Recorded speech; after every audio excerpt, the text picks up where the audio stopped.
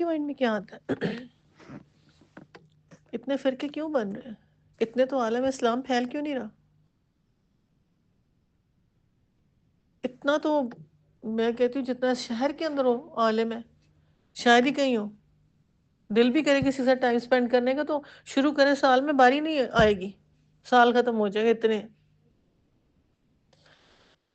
जिस किसी की स्टोरी सुने माल की मोहब्बत,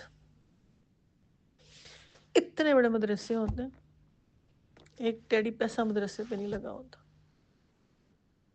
कोई सिस्टम नहीं होता।